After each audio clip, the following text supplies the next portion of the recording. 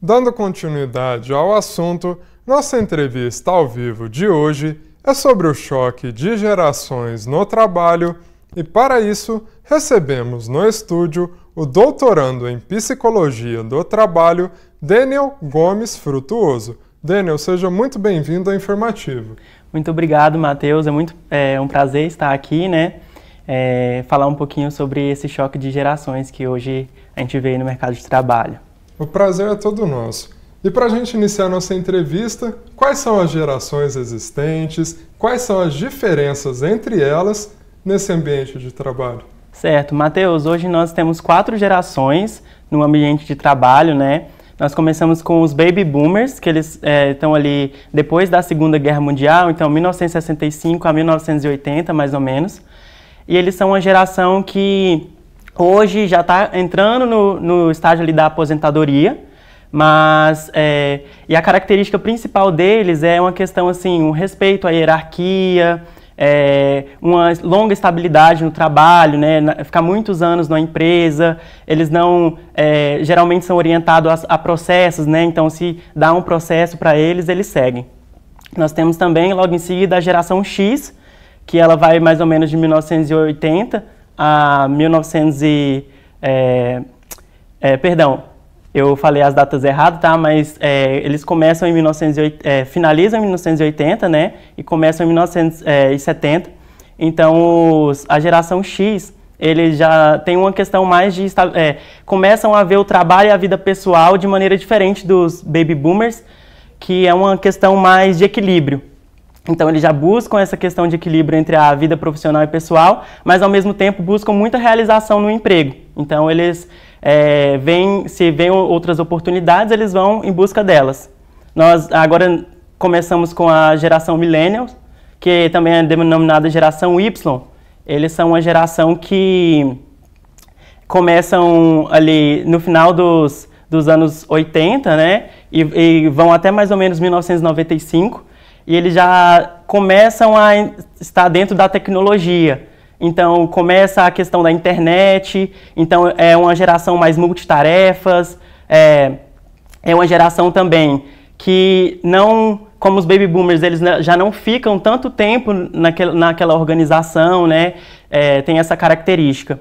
E bem parecido com os Millennials, nós temos a geração Z, que começa ali em 1995 e vai até mais ou menos 2010, e são pessoas que já são mais já imersas, né? Eles são chamados até nativos digitais, porque eles estão imersos nesse ambiente de tecnologia, então são pessoas multitarefas, que têm facilidade com essa tecnologia, e também são muito inovadoras, né? E também tem essa característica, que normalmente não fica muito tempo dentro de uma organização. No caso, a geração Z é que está ingressando agora no mercado de trabalho, resumindo. Isso, exatamente. E você tocou nesse ponto da questão da tecnologia, né? Como que a tecnologia ajuda, interfere nesse processo, acaba atrapalhando ou ajudando? Eu diria que é meio a meio, né? Em certa maneira, ela ajuda esse processo, mas também pode atrapalhar. Isso vai variar de qual geração está conversando com qual. Por exemplo, Matheus, se a gente está falando de um Baby Boomer, que é uma pessoa que não tem essa facilidade normalmente com a tecnologia, falar com a geração Z, eles já vão ter mais uma dificuldade, principalmente no ambiente de trabalho, em que hoje a gente tem a questão do remoto e o presencial. Então, geralmente, o Baby Boomer ele vai estar ali no presencial e a geração Z vai estar no remoto. Então, vai ter essa questão da tecnologia interferindo.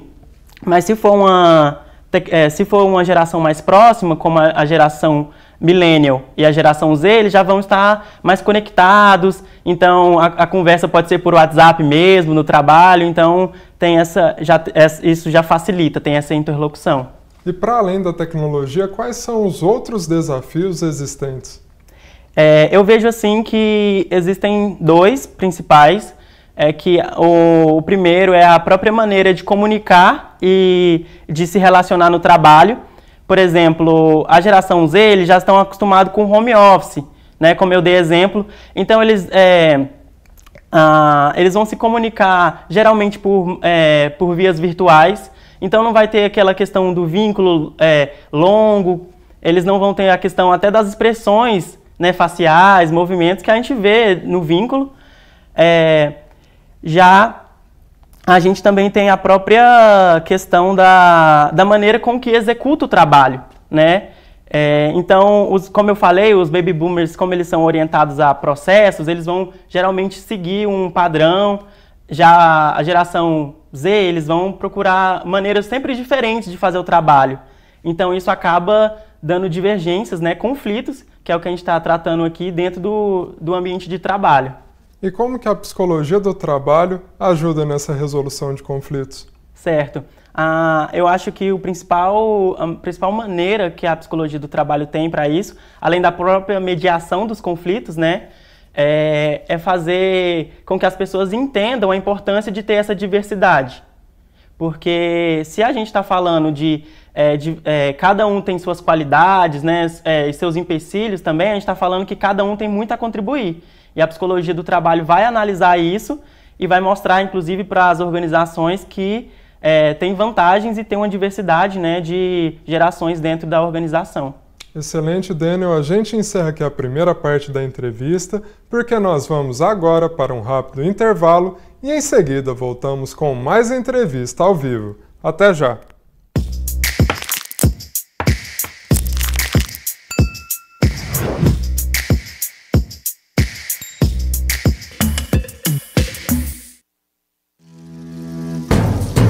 Onde está a sua liberdade?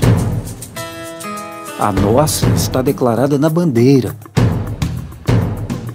Bem-vindo a Minas Gerais, o estado brasileiro onde nasceu nosso primeiro grito de liberdade. Aqui, a natureza é livre e muda a cada quilômetro que você percorre. A arte é livre para ocupar as ruas, as igrejas ou o céu aberto. A cozinha é livre para misturar sabores e aromas de um jeito que é só nosso.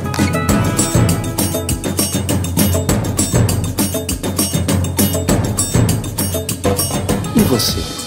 Você é livre para escolher seu caminho, descobrir rotas que vão mudar para sempre seu olhar, conhecer pessoas que vão ficar para sempre em seu coração e viver experiências absolutamente libertadoras. A liberdade mora em Minas. Conheça, encontre a sua e compartilhe.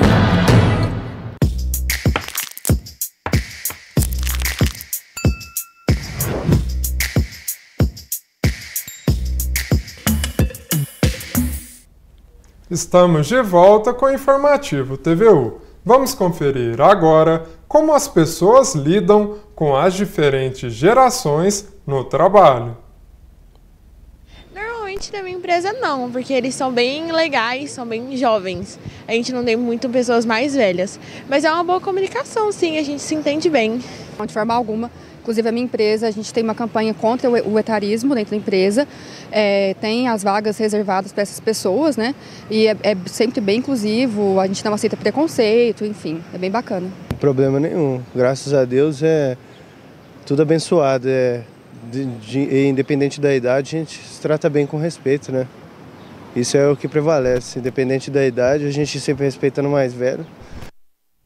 Estamos de volta agora com a nossa entrevista com o Daniel. Daniel, qual que é a sua opinião? Você prefere trabalhar com gente mais nova ou mais velha?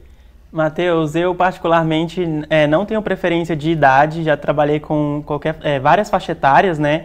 E eu acho que cada uma, como eu falei antes do intervalo, né, cada uma tem sua contribuição. Então não dá para falar assim que uma é melhor que a outra em determinado aspecto, sabe? E varia muito de pessoa para pessoa. A gente pode dizer que a geração define mais ou menos o que a pessoa vai ser ou não? Olha, é interessante o que você falou, né? Porque o conceito de geração é justamente assim, acontecimentos, fatos históricos que influenciam determinadas formas de pensar da pessoa. Então, sim, a geração ela influencia, mas é muito interessante você falar isso, porque muitas vezes algumas organizações acabam falando, ele é da geração Z, então ele não vai trabalhar bem, como algumas notícias têm aparecido, né? isso é errado fazer, né? Uma discriminação. Então, na verdade, você pode imaginar que a pessoa tem determinados comportamentos por causa da geração dela, mas você só vai descobrir quando você entrar em contato com ela de verdade. Então a gente pode dizer que a idade é só um número, não vai definir. Uhum. E quando a gente fala de estratégias para atrair nessas diferentes gerações numa empresa, como que isso funciona? Uhum. Olha, existem algumas estratégias, né? E assim, a principal que eu posso dizer é, primeiro, como falou, teve a fala do povo, né? E uma pessoa comentou sobre a questão do etarismo, que na organização dela não tem práticas anti-etarismo, né? Então, eu digo que essa é uma principal prática para ser adotada pelas organizações, para mostrar que ali é aberto a várias gerações e também para reter elas, certo? Mas, em específico, caso a organização tenha alguma geração em específico, ela deve ver essas características principais, né, para adotar na empresa, como, por exemplo, o Google, né, é uma empresa bem inovadora, então é natural que eles queiram uma geração Z, por exemplo, porque eles são pessoas que vão estar querem mais flexibilidade, mais autonomia. Então, a empresa tem que ver quais práticas ela quer adotar, direcionada para qual geração ela quer receber no ambiente de trabalho. Então depende do ramo ali da empresa. Uma empresa mais voltada para a área tecnológica, geralmente, né, ela procura pessoas mais novas, mas não é uma regra também. Então o ideal seria mesclar, a gente pode dizer assim, né, diferentes pessoas de diferentes idades colaborando ali para um mesmo objetivo? É basicamente isso? Sim, é muito legal o que você perguntou, porque assim, às vezes a gente pensa, nossa, eu sou uma empresa de tecnologia e eu vou colocar só a gente geração Z aqui, ou millennials, porque eles têm muito a contribuir, né, que eles nasceram na tecnologia. É um pensamento errado, assim, porque colocar pessoas de diferentes gerações vai ter contribuições diferentes. É interessante, porque eles vão chegar em algum consenso, vão chegar a um meio termo. Porque se você tiver só de uma geração ou só de outra, normalmente você vai chegar a quase às mesmas conclusões, né? Por aquilo que eu falei, das formas de pensar que acabam ocasionando as gerações. Então é importante ter essa diversidade, né? Exatamente. Daniel, eu te convido agora a assistir mais um material com a gente. Porque a jornada de trabalho exaustiva, excesso de responsabilidades e viver em função do emprego, segundo o INSS, está prejudicando os trabalhadores, porque no ano passado, mais de 288 mil benefícios foram concedidos por incapacidade devido a transtornos mentais e comportamentais. Burnout, distúrbio emocional com sintomas de exaustão extrema relacionados ao trabalho, vem aumentando muito no Brasil. Patrícia conhece bem essa situação. O que deu um estalo em mim que tinha alguma coisa que estava muito errada foi um dia que eu não consegui fazer um preenchimento simples, básico de uma planilha. Eu simplesmente travei. E eu comecei a perceber que eu estava ficando um pouco impaciente com a minha filha, eu estava ficando com um limite muito baixo de paciência. No ano passado, 421 pessoas foram afastadas por causa de burnout. O número é praticamente 10 vezes maior do que há 9 anos, em 2014, quando foram 41 afastamentos. Segundo especialistas, 3 razões podem justificar esse crescimento das estatísticas. Maior conhecimento da população sobre transtornos e síndromes relacionados ao trabalho. Maior nível de cobrança sobre trabalhadores. E confusão de profissionais para identificar se o paciente tem burnout ou outros transtornos mentais relacionados ao trabalho. O Ministério da Saúde conta atualmente com a Rede Nacional de Atenção Integral à Saúde dos Trabalhadores Brasileiros.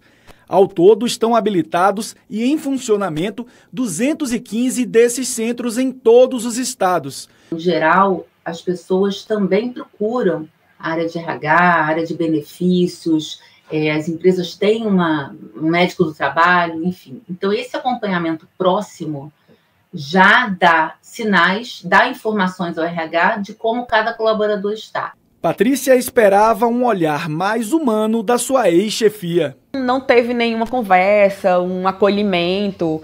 de tipo assim, tá acontecendo alguma coisa, quer vir conversar, tem alguma coisa que a gente possa ajudar. Em momento nenhum aconteceu isso nesse lugar que eu trabalhei. Acho que umas 2 semanas depois que o diagnóstico foi fechado, eu fui demitida. É importante que o gestor faça o papel de líder, de mentor, ter a sensibilidade de saber como interagir e, inclusive, acolher, apoiá-lo. Daniel, a gente viu ali na reportagem, né, falando a respeito da saúde mental dos trabalhadores. Qual a análise que você faz dessa situação, né, de melhorar ali, né, a saúde mental de diferentes gerações no ambiente de trabalho? E hoje um assunto muito em alta, né, dentro desse contexto é o fim da escala 6x1. O que você pode dizer a respeito disso?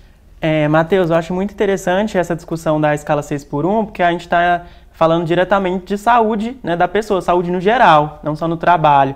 Porque o que a gente entende hoje por vida, né, é que cada humano tem várias esferas. Tem a esfera ali romântica, né, tem a esfera da amizade, a familiar. Então, ter um dia de folga talvez não seja o suficiente, na verdade não é o suficiente para a pessoa descansar, né? Para a pessoa conseguir resolver e estar integrada nas outras esferas da vida. Então, essa pauta que está em discussão é muito importante, porque ela está diretamente ligada a essa questão da saúde do trabalhador, né? Também existem outros programas que a gente pode adotar dentro das organizações, que é programas de qualidade de vida, satisfação no trabalho, que são muito importantes para essa demanda. Daniel, a gente já está chegando ao final da nossa entrevista. Eu queria que você deixasse um recado para quem nos acompanha, especialmente os trabalhadores e os que empregam eles também. Certo. Especialmente para os empregadores, então eu quero deixar o recado, né, que, como eu falei, é muito importante não ter essa discriminação, né, essa divisão entre gerações, achando que uma é melhor que outra ou uma tem mais problema que outras. Cada uma tem suas contribuições, então é importante que a empresa pense na diversidade, pense em incluir várias gerações e como cada uma pode contribuir, né, para chegar num meio termo, que sempre é uma inovação, né, algo diferente do que 2 gerações diferentes. Excelente, Daniel. Muito obrigado pela sua participação aqui no Informativo. Muito obrigado, Matheus. Seja sempre bem-vindo.